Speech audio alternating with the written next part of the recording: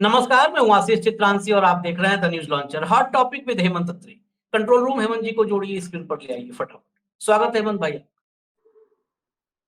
Captain Shiv Kumar Jakarta के seminar में उनका बयान, वो क्लिप जो कल से पूरा देश देख चुका है। हमने भी उस पर 2 कार्यक्रम किए, लेकिन उस बयान को 2 कार्यक्रम, 1 कार्यक्रम या 1 या 2 दिन में सिमेट देना, ये देश के साथ नाइंसाफी हो।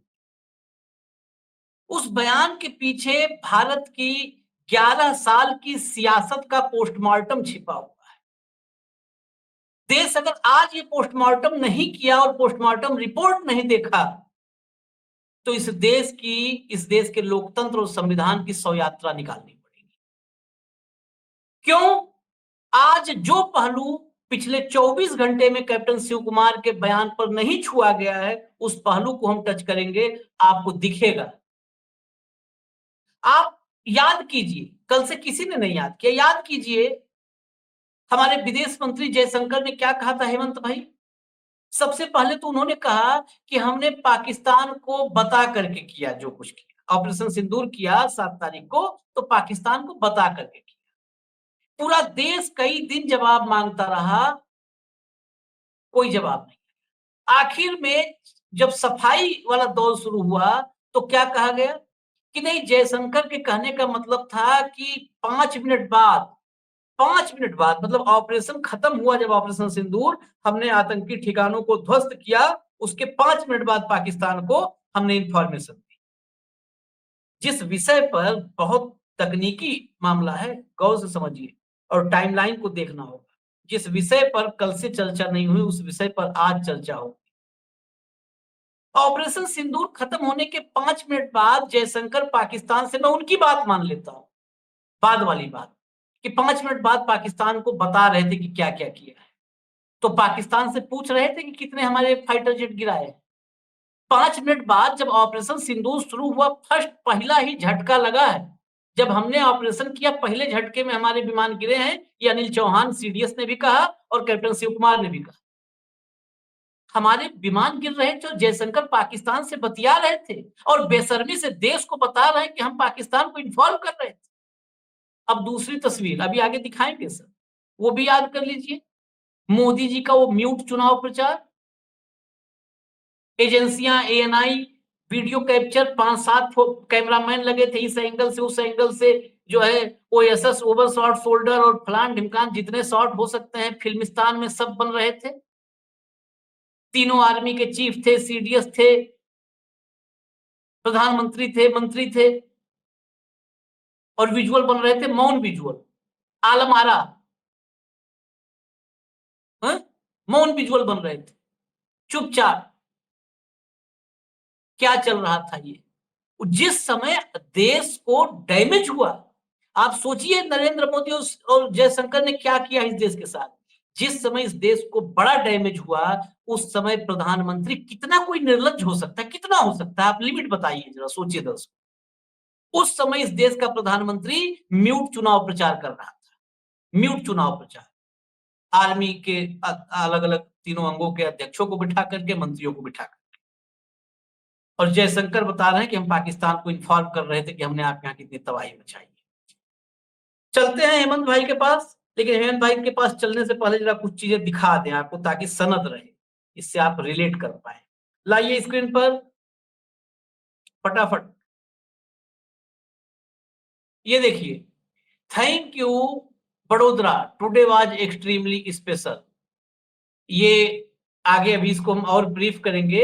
ये सामने आप जो देख रहे हैं, किसकी तरफ से कौन किसको हाथ हिला रहा है, ये सब अभी ब्रीफ करेंगे। देखिए, सनद रखिए। चलिए आगे बढ़ जाइए, आगे बढ़िए, अगला लाइए। I do agree that we did lose some aircraft, and that happened only because of the constraint given by the political leadership to not attack the military establishment or their air defenses. But after the loss, we changed our tactics and we went for the military installations. So we first achieved separation of enemy air defense and destruction of enemy air defense, and then that's why all our attacks then could easily go through using surface to air missiles, BrahMos, surface to surface missiles. Political leadership यानी मोदी की leadership ने तो सत्यानाश कर ही दिया था, फिर military ने बाद में रेक्टिफाई किया। बड़ा क्लियर शब्द। आगे लाइए, फटाफट लाइए।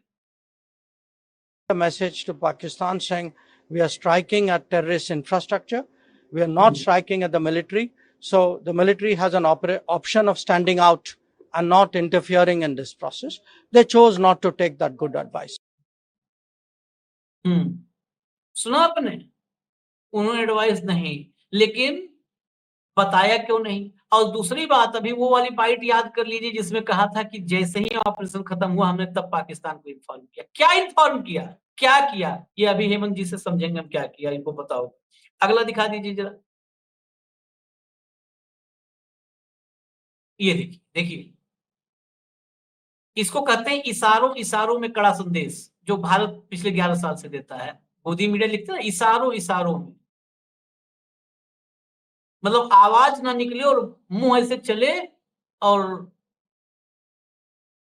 पूरा दुनिया में सब के सब लोग हिल जाएं। देखिए, ये चल रहा था। अजीत डोभाल हैं, प्रधानमंत्री हैं, रक्षा मंत्री हैं, तीनों सेनाओं के जो है प्रमुख हैं, सीडीएस हैं, सब हैं। आवाज नहीं आ रही है, जयशंकर भी हैं। और ये सब कब हुआ? जब ऑपरेशन सिंदूर शुरू होते ही भारत को बड़ा नुकसान पहुंचा, तब हुआ। अब हेमंत भाई के पास चलते हैं। बिल्कुल हो गया टाइम, हटा दीजिए, तुरंत हटा दीजिए। स्वागत है भैया हेमंत जी, अब आपके हवाले। वतन बताइए क्या है ये? देखिए, मतलब ये म्यूट चुनाव प्रचार, जयशंकर का वो वार। आशीष जी नमस्कार, आपको सारे दर्शक साथियों को भी।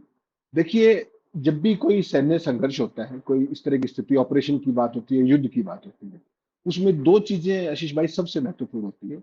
एक होता है सरप्राइज एलिमेंट और एक होता है शॉक एलिमेंट, कि मैंने आपके ऊपर हमला किया और आप हतप्रभ रह गए, आप हैरान आश्चर्यचकित रह गए और ऐसा सदमा लगा कि आप उससे उबर नहीं पाए।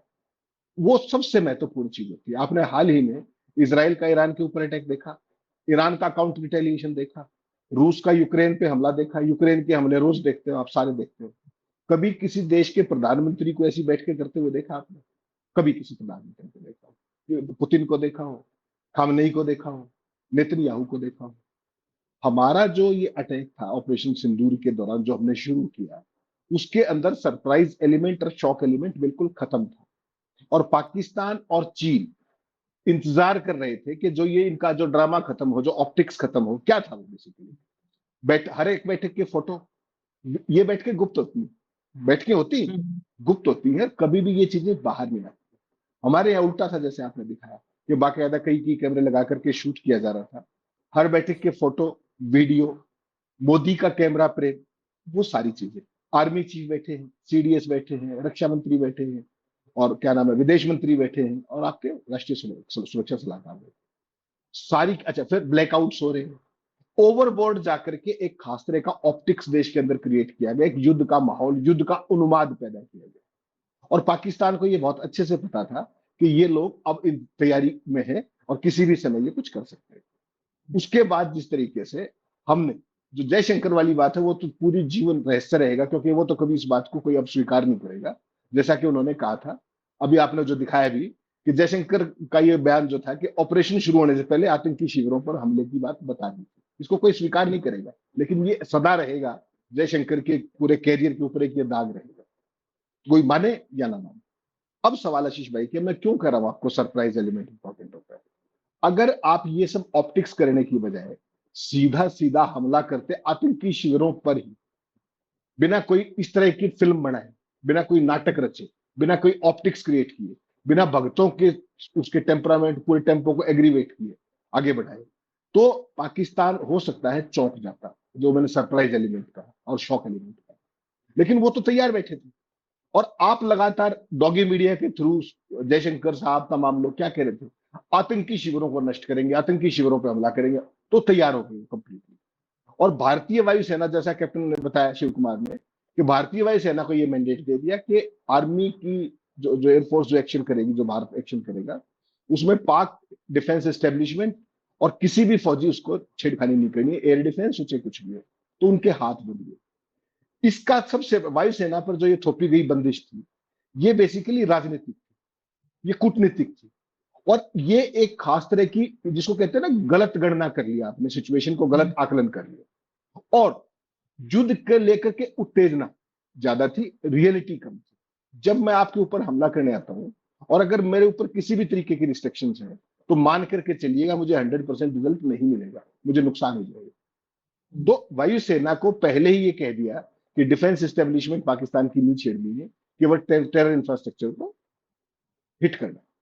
पाकिस्तान की जो पूरी की पूरी रणनीति थी वो क्या थी कि पहले तो डिफेंड करो, जो भी इंडिया करे उसको एयर डिफेंस के जरिए डिफेंड करो। हमने टेरर स्ट्राइक किया, सीधे सीधे टेररिस्ट के उस पे, वो एकदम वहां से हट करके, मतलब डिफेंस से करके वो सीधा ऑफेंस पर आ गए। और उन्होंने हम तो, क्योंकि देखिए पूरी चीज दर्शकों को समझानी पड़ेगी एक खास अंदाज में। भारत के किसी भी एयरक्राफ्ट ने हमारा सीमा क्षेत्र पार नहीं किया था, एक ने भी वायु क्षेत्र पार नहीं किया। तो हमारे रणनीतिकार, जो राजनीतिक रणनीतिकार थे, मैं नाम जान के नहीं ले रहा किसी का, क्योंकि राजनाथ जैसे दिग्गज, मोदी जैसे दिग्गज, जयशंकर जैसे दिग्गज वहां बैठे थे, इनको ये गलतफहमी थी कि जब हम भारतीय वायु सीमा के अंदर से अटैक करेंगे तो पाकिस्तान हिम्मत नहीं जुटा पाएगा रिटेलिएट करने की, इसलिए हमारे एक भी एयरक्राफ्ट ने इधर से उधर अटैक नहीं किया, वायु सीमा क्रॉस नहीं। लेकिन पाकिस्तान जो अब तक डिफेंसिव पे था, वो तो घात लगाए बैठा हुआ था। जैसे ही आपने पहली स्कैल्प मारी, पहली स्कैल्प मिसाइल टेररिस्ट उस पे, वो डिफेंसिव से, जो उससे पहले तो रोक रहे थे, रोक नहीं पाए, तो सीधा ऑफेंसिव पे आ गए। और चाइना का पूरा वरदस्त प्राप्त था, उनको पता है आपको, तो उनका सारी सैटेलाइट एक्सेस से लेकर के उनकी मिसाइल और सारी चीजें इनके पास ऑलरेडी, तो उन्होंने एक पल भी नहीं गवाया और हमारी वायु सीमा के अंदर मिसाइलें मार के एयर डिफेंस के जरिए, और नीचे से सैम मारी, सरफेस टू एयर मिसाइल और एयर टू एयर मिसाइल, जो रफाल को जो लगी है मिसाइल, वो एयर टू एयर मिसाइल लगी, सोचिए आप। और 1971 के बाद भारत की वायुसेना को इतना नुकसान कभी नहीं हुआ जो ऑपरेशन सिंदूर में हुआ। ये तो अब क्लियर ही हो गया, 6 जहाज नहीं गिरे ना, 5 तो गिरे हैं, आप मत स्वीकार कीजिए, आप 5 का मेक मत बनाइए, लेकिन 5 जहाज तो गिरे हैं। 1971 के बाद भारत के 5 युद्धक विमान किसी ऑपरेशन में कब गिरे थे बता दीजिए। उस सब को ढकने के लिए वायुसेना के पायलट की वर्दी पहन करके पूरे देश के अंदर रोड शो, सिंदूर यात्रा, फला यात्रा, ये सब करना पड़ा। ये बेसिकली चीज देखनी पड़ेगी कि किस तरीके से आपकी पूरी की पूरी स्ट्रेटेजी गलत थी, रणनीति गलत थी, और पाकिस्तान घात लगाए बैठा था, और जैसे ही आपने घात लगाया उसने इमीडिएटली प्रतिघात किया और विद फुल फोर्स किया। हमारी टेरिटरी, हमारी वायु सीमा के अंदर आकर के जिस तरीके से उन्होंने अटैक किया, वो भारत ने कभी उम्मीद नहीं की थी। पूरी डिफेंस लीडरशिप और पूरी राजनीतिक लीडरशिप, उनको समझ में ही नहीं आया क्या करें। और एक तो आपने हाथ बांधे उनके, वरना एयरफोर्स जब युद्ध में जाती, जब किस तरह के ऑपरेशन में जाती, तो वो क्या करती, सबसे पहले वो शत्रु के दमन और विनाश, उस रणनीति पे जाए बिना तो आप अपना टारगेट अचीव कर ही नहीं सकते। इसको बोलते हैं SEAD, SEAD, strategic suppression and destruction of enemy. यानी कि एयरफोर्स जब जाएगी, यहां से करे या जाके करे, वो सबसे पहला काम क्या करेगी कि एनिमी की AD को टारगेट करेगी, सबसे पहले एयर डिफेंस को टारगेट करेगी। आपने कह दिया कि केवल और केवल टेररिस्ट को करना है टारगेट, तो उनके हाथ बंद गए।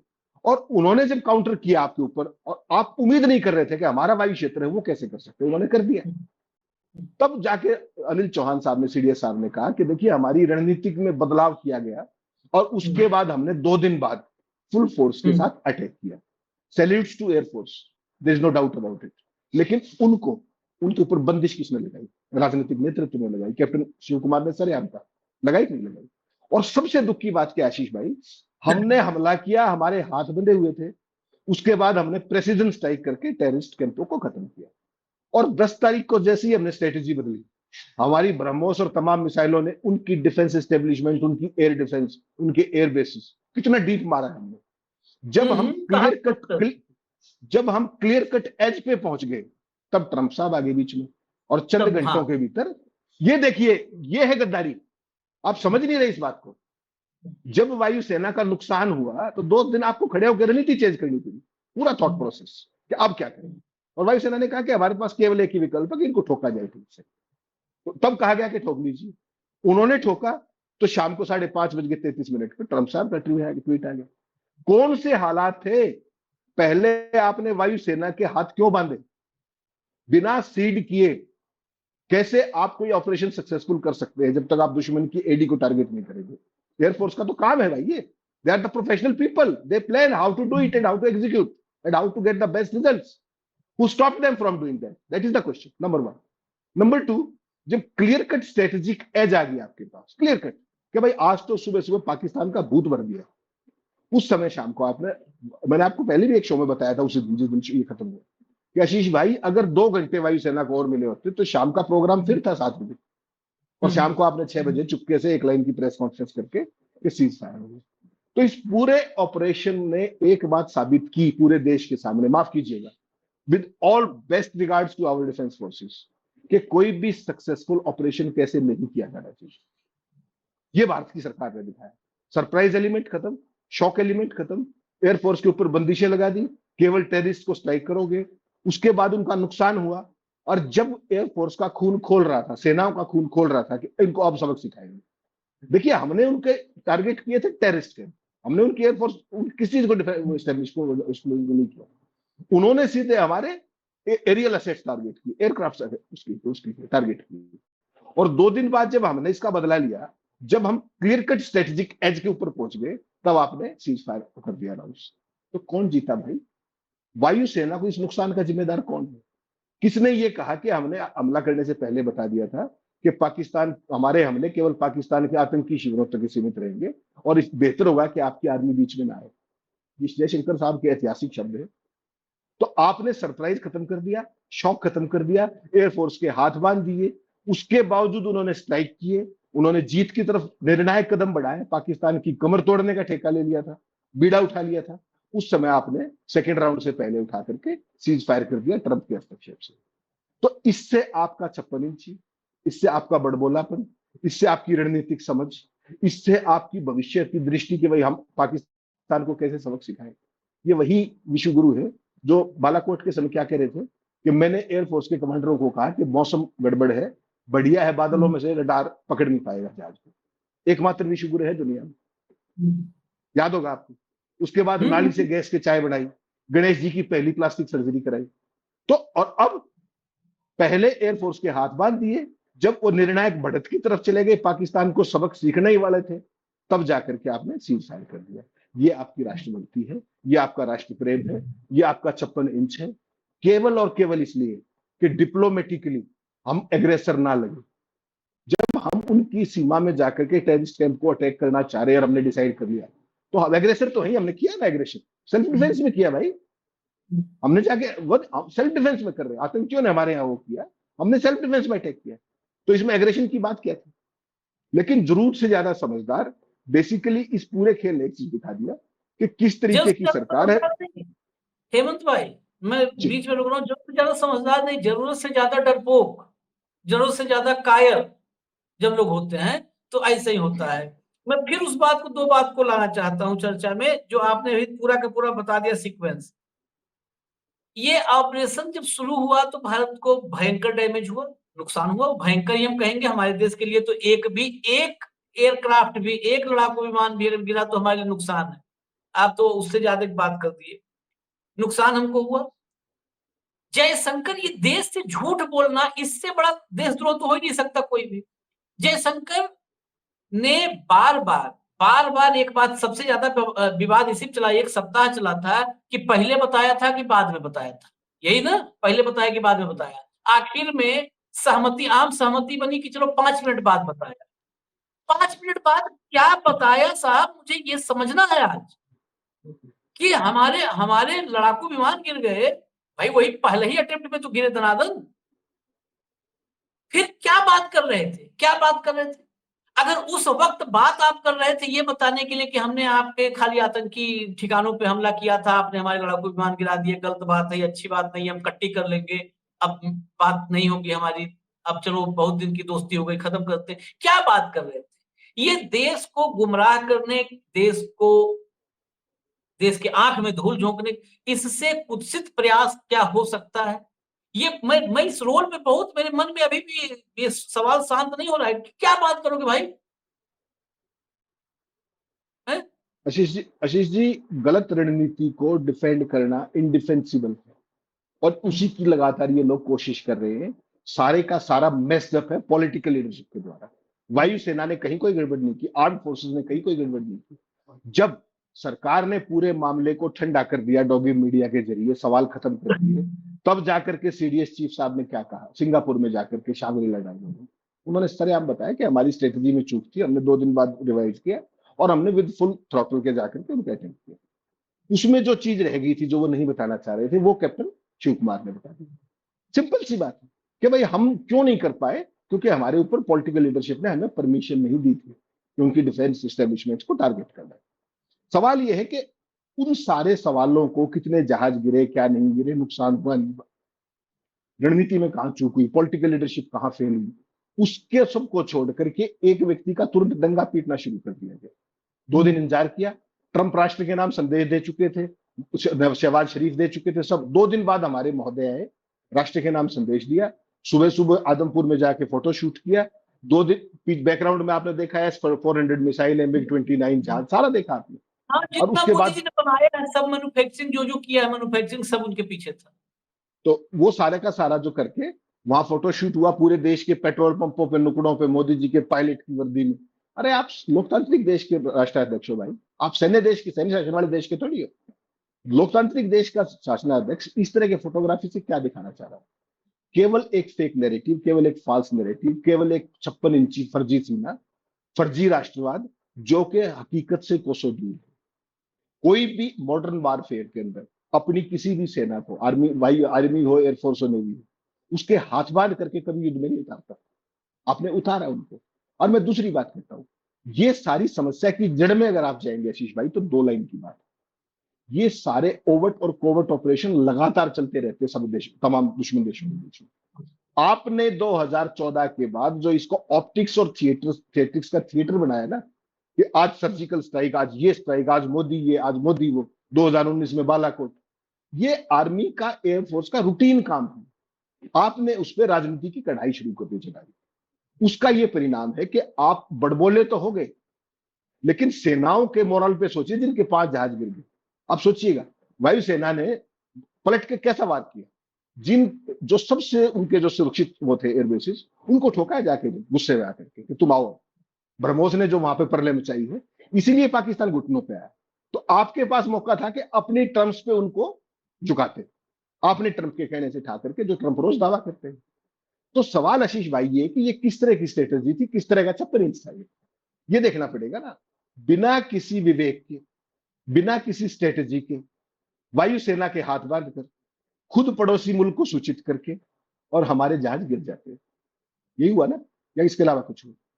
उसके बावजूद भगतों ने क्या किया, पूरा नैरेटिव आईटी सेल के जरिए, भगतों के जरिए, बीजेपी के जरिए, ऑपरेशन सिंदूर पर कोई भी आप सवाल पूछोगे, मैं और आप सवाल पूछेंगे, कोई भी पूछेगा, वाजिब सवाल, रणनीति से जुड़े हुए सवाल, तो उसको सीधे सीधे देशभक्ति खत्म और देशद्रोही शुरू। तो हम देशद्रोही हो गए। उनके सवाल करने पर भी सवाल उठाया, हम सब के सवालों पर सवाल उठाए, हम सब कुछ हो गए। लेकिन अब सेना खुद जब सरकार पर सवाल उठा रही है कि आपने हमारे हाथ क्यों बांधे थे, ये भी एक नाराजगी जाहिर करने का एक तरीका है ना, बताना। अब जब सेना कह रही है कि जब सरकार चुप है, सरकार जवाब देने की बजाय, कैप्टन जो शिव कुमार ने कहा उसका जवाब दीजिए ना, जो सीडीएस ने कहा उसका जवाब दीजिए ना। उस नैरेटिव को भागने के लिए अब दिलजीत दोसांझ के ऊपर दावा शुरू कर दिया, नैरेटिव बदलना है। आज दिलजीत दोसांझ को निशाने पर ले लिया, इनके सवालों के जवाब। बेसिकली आशीष भाई, जो over a period of time आपने एक चीज ऑब्जर्व की होगी, देशभक्ति से ज्यादा सुविधाजनक और हास्यास्पद चीज इस भाजपा और आरएसएस ने इस देश में कुछ छोड़ी नहीं। जो तुम्हारी नाकामी हो उस पर कोई सवाल पूछ ले तो देशभक्ति, नाकामी तुम्हारी है, देशभक्त भी तुम, राष्ट्रवाद भी तुम, राष्ट्रवादी भी तुम। लेकिन आपको चूंकि भक्ति करनी है, हर सही और गलत में सरकार का ही साथ देना होता है। तो देशभक्ति को आपने बना दिया सरकार भक्ति, और राष्ट्रवाद को बना दिया मोदीवाद। ये नैरेटिव जो फिक्स किया गया है पिछले 11 साल में, उसका परिणाम आज देशभक्त रहा है कि देशभक्त कौन है, देशद्रोही कौन है, उसके बीच में जो नाकाम लोग हैं, जो नकारा लोग हैं, जिनको आर्मी की स्ट्रेटेजी का नहीं पता, जिनको युद्ध की मूल परिभाषा का नहीं पता, वो उसके अंदर भी वीडियो बना रहे हैं। आपने कभी पुतिन को अपने अधिकारियों के साथ बैठक करते देखा का? यूक्रेन के साथ 3 साल से ये चल रहा है, बता दीजिए। जेलेंस्की वो तो है ही कॉमेडियन, उसका कोई देखा हो आज तक? खमेनी का देखा हो, नेतन्याहू का देखा हो? फुल ब्लोन ऑपरेशन थे, आपका तो 4 ही दिन का था। और आप उसके बिल्डअप के लिए क्या क्या कर रहे थे बताइए जरा। रोज मीटिंग, आज ये कर दिया है, आज ये कर दिया है। उधर से सारा डॉगी मीडिया, ये टेररिस्ट कैंप है, ये टेररिस्ट कैंप है, यहां स्ट्राइक करेंगे, यहां सेना घुसेगी, पूरे का पूरा। ये समझिए, ये जो आपका बड़बोला इकोसिस्टम है, इसने इस देश को पूरी दुनिया में मुंह दिखाने लायक नहीं छोड़ा। हकीकत ये, वायुसेना को कितना वल्नरेबल कर दिया। ये शुक्र है कि आपके 5 ही जहाज गए, क्योंकि जब आपने अटैक करना ही नहीं चाहिए, आपके 50 होते, 100 होते। आपको तो अटैक नहीं करना उनकी डिफेंस एस्टेब्लिशमेंट पे, पॉलिटिकल लीडरशिप का डायरेक्शन। तो आप क्या करेंगे? तो देवर लाइक सिटिंग डक्स। देश को यह समझना पड़ेगा कि बता करके हमला कौन करता है भाई। जयशंकर मना करते रहे, बता करके हमला कौन करता है, और हाथ में बांध के हमला कौन करता है? भारतीय वायुसेना के मुकाबले में कहीं पाकिस्तान खड़ा हो सकता है क्या? लेकिन सबसे खतरनाक बात आशीष भाई क्या है, जिस तरीके से पाकिस्तान को चाइना ने लाइव सैटेलाइट एक्सेस दी, जिन वेपन्स को उसने पहली बार युद्ध भूमि में ट्राई कर लिया, अपने मिसाइलों को, तमाम जहाजों को, वो कितनी खतरनाक बात है। इसीलिए राहुल गांधी ने कहा था कि सबसे बड़ा पाप तुमने 11 साल में ये किया कि इन दोनों देशों को एक साथ कर दिया।